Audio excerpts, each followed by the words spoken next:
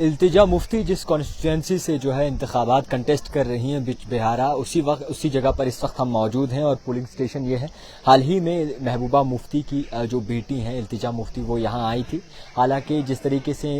हम देखते हैं कई मुख्तलिफ कॉन्स्टिट्यूंसीज में जो है सुबह 7 बजे से ही पोलिंग स्टार्ट हो गई थी। इसी को लेकर अब बाकायदा तौर पर लोग भी बड़े पैमाने पर बढ़ चढ़ कर वोट दे रहे हैं और इसी के साथ साथ मुख्तलिफ जगहों पर जहाँ पर वोटिंग 0% होती थी या फिर 5% होती थी, सुबह 10:30 के करीब 11:30 के करीब जो है वहां पर अंदेशा ये लगा है कि 10 से ऊपर वोटिंग जो है वो बाकायदा तौर पर देखने को मिल रही है। फिलहाल के तौर पर मैं आपको ये बताना चाहूंगा कि इल्तिजा मुफ्ती हाल ही में यहीं आई थी और यहाँ पर अभी तक उन्होंने वोट अपना कास्ट नहीं किया और उनका ये कहना था कि शाम को 5 बजे वो वोट अपना कास्ट करेंगे और महबूबा मुफ्ती भी करीबन 4 बजे के करीब जो है वोट अपना डालने आएंगी। फिलहाल के तौर पर मैं आपको ये भी बता दूं कि ये वही कॉन्स्टिट्यूंसी है जहां पर महबूबा मुफ्ती ने अपना डेब्यू किया था और अब उनकी बेटी इल्तिजा मुफ्ती ने अपना डेब्यू जो है वो यहाँ से किया है इस कॉन्स्टिट्यूंसी से। यहाँ पे पोलिंग बूथ पर इस वक्त कुछ खास भीड़ नहीं नजर आई, इक्का दुक्का लोग जो है वो जरूर आ रहे हैं अपना वोट कास्ट करने। और सही मायनों में अगर आप मानना चाहें तो यहाँ पर टक्कर सिर्फ 3 पार्टीज की है,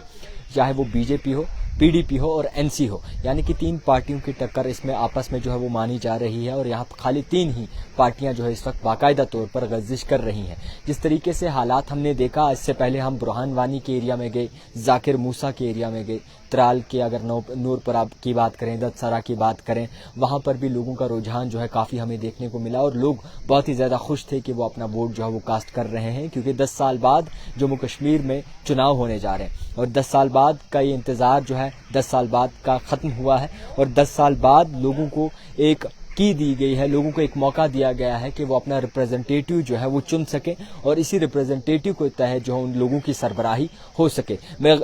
खुले अल्फाजों में ये भी कहना चाहूँगा कि इन 10 सालों में लोगों ने जो झेला है उसकी भी फरियाद हमें की, लोगों ने जो सहा है उस चीज़ की फरियाद भी की। लोग काफ़ी ज़्यादा महंगाई से तंग आए हैं, कुछ लोगों का ये कहना है कि वो महंगाई से तंग आकर वोट दे रहे हैं, डेवलपमेंट को देकर वोट दे रहे हैं और इसी के साथ साथ जिस तरीके से हालात बदल रहे हैं, ये कोई नया कश्मीर नहीं है बल्कि कश्मीर के हालात पेचीदा हैं, ये लोगों का मानना है। अगर ग्राउंड जीरो पर हम देखें तो मुख्तलिफ कॉन्स्टिट्यूंसीज में हमने बाकायदा तौर पर दौरा किया और द टाइपराइटर की टीम की जानिब से कोशिश की लोगों से बात करने की। कई सारे बुजुर्ग लोगों का ये भी कहना है कि इस बार जितने भी यूथ हैं उनका कुछ रोजगार होना चाहिए, तब जाके हम वोट देंगे। और इसी के साथ साथ कई सारे लोगों की ये भी फरियाद थी कि महंगाई बड़े पैमाने पे है, महंगाई उरूज पर है और इसी महंगाई से बचने के लिए जो है